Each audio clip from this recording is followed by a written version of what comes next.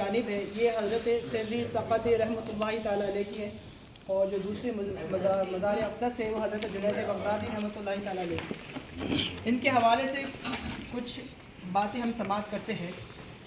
हज़रत जुनैद बग़दादी रज़ियल्लाहु ताला अन्हु का तज़किरा हम करते करते हज़रत सिर्री सक़ती रज़ियल्लाहु ताला अन्हु का भी तज़किरा हम करेंगे इंशाअल्लाह। हज़रत जुनैद बग़दादी रज़ियल्लाहु ताला अन्हु का नाम जो है जुनैद है, ठीक है। आपका लक़ब सैयदुत ताइफ़ा, और आपकी विलादत जो हुई है 210 हिजरी में हुई है, और विसाल मुबारक आप 297 हिजरी में हुआ।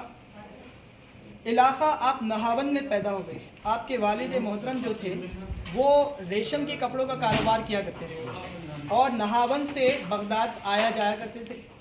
तो नहावन से बगदाद आने जाने में आपकी मुलाकात जो हज़रत जुनैद बग़दादी रज़ियल्लाहु ताला के वालिद मोहतरम हैं, जिनका नाम था हज़रत मोहम्मद क़वारीदी रहमतुल्लाहि ताला, आपके वालिद मोहतरम, तो इनकी दोस्ती हज़रत सिर्री सक़ती रहमतुल्लाहि ताला अलैह से होगी। अब ये दोस्ती इतनी बड़ी कि वो रिश्तेदारी में बदल गई। हज़रत सिर्री सक़ती रहमतुल्लाहि ताला अलैह ने अपनी बहन का निकाह आपके वालिद मोहतरम से कर दिया। इस एतबार से हज़रत सिर्री सक़ती रहमतुल्लाहि ताला अलैह हज़रत जुनैद बग़दादी रज़ियल्लाहु ताला अन्हु के जो है तो पीरो मुर्शिद और मामू भी हुए, और आप उनके भांजे हुए। अब ये सिलसिला आप पहले से ही हज़रत सिर्री सक़ती रहमतुल्लाहि ताला अलैह बहुत बड़ी शख्सियत थी और बड़े मशहूर थे आप, और आपकी विलायत का डंका सारे बगदाद में था।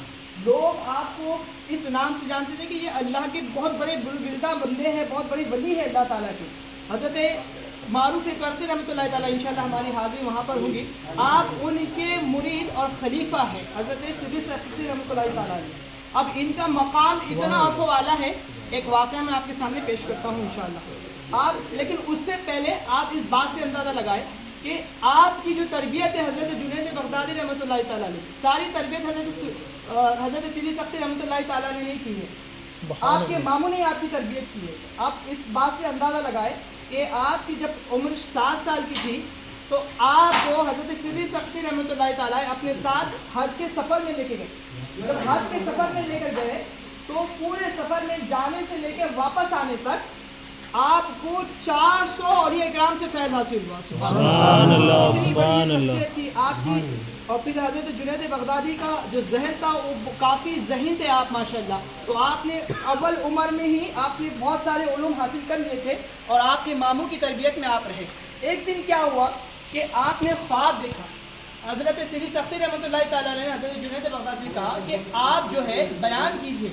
तो आपने बयान नहीं किया, कहा कि मेरे मामू के रहते हुए मैं बयान नहीं कर सकता। तो उस दिन क्या हुआ, रात में ख्वाब देखते हैं कि ख्वाब में हुजूर रहमत आलम सल्लल्लाहु अलैहि वसल्लम तशरीफ लाते हैं हज़रत जुनैद बग़दादी रज़ियल्लाहु ताला अन्हु, और कहते हैं कि जुनैद तुम बयान क्यों नहीं करते हो, बयान किया करो। अल्लाह अकबर। जब ये ख्वाब देखा तो आप ख्वाब से बेदार हुए हज़रत जुनैद बग़दादी रहमतुल्लाहि अलैह। जब ख्वाब से बेदार हुए तो ये दिल में चाह हुई कि देखो मैं मेरे पीर मुर्शिद से जाकर ये कहता हूँ, और अब मुझे दिल में ये ख्याल भी आया कि मेरा मर्तबा देखे कि मुझे बयान कहने के लिए हुजूर अलैहिस्सलाम खुद जो है तो ख्वाब में तशरीफ़ लाए और मुझे कहा है। जब ये ख्याल आया ना तो ये ख्याल ऐसा था कि हज़रत सिर्री सक़ती रहमतुल्लाहि ताला अलैह का ये था कि शायद इनका दर्जा कम है और मेरा दर्जा ज़्यादा है, इसलिए क्योंकि अल्लाह के रसूल सल्लल्लाहु अलैहि वसल्लम मेरे ख्वाब में तशरीफ़ लाकर मुझे बयान के लिए कह रहे हैं। अब ये मामला जैसे होना था, आपकी बारगाह में जब पहुँचे हज़रत सिर्री सक़ती रहमतुल्लाहि ताला अलैह, तो आपने फरमाया जुनैद कि अब हुजूर के कहने पे भी बयान नहीं करोगे। तो आपने फरमाया, हज़रत जुनैद बग़दादी रज़ियल्लाहु ताला फरमाते हैं कि आपको कैसे पता चला हुजूर मेरे ख्वाब में तशरीफ़ लाए। तो आप फरमाते हैं सुनो जुनैद, बात ये आपका मर्तबा देखे हज़रत सिर्री सक़ती रहमतुल्लाहि ताला अलैह, जिस तरीके से आपके ख्वाब में हुजूर अलैहिस्सलाम आए ना, तो ये बात मुझे किसने बताई, उसी तरीके से अल्लाह रब्बुल इज़्ज़त ने इस शब में मुझ पर भी करम किया और उसका दीदार नसीब हुआ।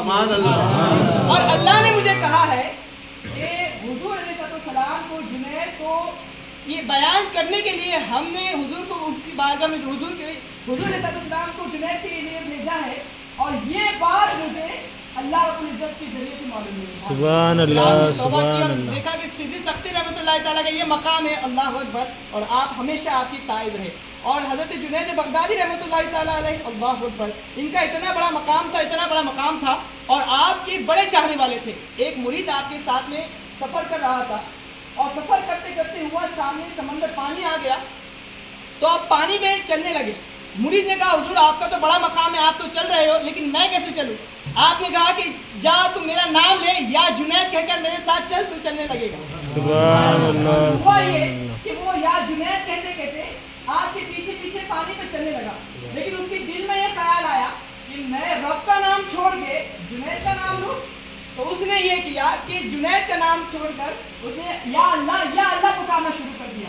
لیکن جیسے اس نے نام پکارا نا تو ویسے ہی وہ ڈوبنے لگا. اللہ اکبر. جب وہ ڈوبنے لگا تو پھر ڈوبتے ڈوبتے اس نے کہا یا جنید مجھے بچا لیجیے, میں ڈوب رہا ہوں. تو بات کیا ہوئی آپ نے سے کہا کیا حضور نے دل میں یہ خیال آیا کہ میں جنید کا نام کیسے لوں, میں تو اللہ کا نام لیتا ہوں. تو آپ فرماتے ہیں اسے کہ تو جنید کا نام نہیں لے سکتا, رب کا کیا نام لے گا. اور اس کو ڈوبنے لگا. اللہ اکبر. بڑے فرمان آپ کے بس بات ختم کر رہا ہوں. حضرت سے آپ سے پوچھا گیا کہ حضور آپ کو اتنا بڑا مقام کیسے ملا؟ حضرت جنید بغدادی سے پوچھا گیا. آپ فرماتے ہیں کہ میں نے 40 سال تک ایک پیر پر حضرت سیدھی سختی کی چوکھٹ پہ کھڑے ہو کر گزار دیے, اللہ نے مجھے وہ مقام عطا فرمایا. اور یہ نہیں, اللہ اس کے ساتھ ساتھ آپ کے فرمودات بہت زیادہ حضرت جنید بغدادی کے. آپ فرماتے ہیں کہ غافل انسان جو غافل ہو جاتا ہے گناہوں سے کسی چیز سے, آپ فرماتے ہیں کہ غافل انسان دوزخ میں داخل ہونے سے زیادہ بدتر ہے, کیونکہ دوزخ میں داخل ہونا غفلت اس کی یہ ہے کہ اس کی آخرت, دنیا آخرت اور آخرت سب کچھ اس کی برباد کر دیتی ہے. لیکن جو دوزخ میں اسے تو صرف وہ ہونا ہے, عذاب ملنا ہے, تینوں تباہ کر دیتی ہے. غفلت بہت خطرناک چیز ہے, آپ فرمایا کرتے تھے. اور آپ فرماتے ہمیشہ کہ حضرت جنید کا معمول, آخری بات بتا کر سمجھ لیں, آپ نے جو ہے تو 30 سال تک عشاء کی وضو سے فجر کی نماز کی. یہ کون؟ حضرت جنید بغدادی رحمۃ اللہ تعالیٰ. اللہ اکبر. اور 30 سال تک آپ نے اپنی نمازوں کو دہرایا. جس نماز میں دنیا کا خیال آ جاتا آپ اس نماز کو دہرا دیا کرتے تھے. ہماری نمازوں کا حال دیکھیں, یہ شاید ہی کوئی ہماری ایسی نماز ہوتی ہوگی, لیکن آپ کی بارگاہ سے ہمیں یہ درس مل رہا ہے کہ آپ دیکھیں نمازوں کی کس طریقے سے حفاظت کرنی چاہیے. آپ فرماتے ہیں کہ مہمان نوازی, ہمارا دل جو ہے ٹٹول ہے کہ کتنے مہمانوں کو دیکھ کر ہمارا دل جو ہے تو کیسا ہو جاتا ہے, لیکن آپ فرماتے ہیں کہ مہمان نوازی نفل عبادت سے افضل ہے. اللہ اکبر. اور جو زبان خدا کے ذکر سے نہ کرے اس کا گونگا رہنا بہتر ہے. جو کان حق سننے سے محروم ہو جائے, آپ دیکھیں ہماری عادت یہ ہے جو ہمارے بارے میں حق کہتا ہے ہم اس سے سننا نہیں چاہتے. آپ فرماتے ہیں جو حق سننے سے محروم رہا اس کان کا بہرا ہو جانا بہتر ہے.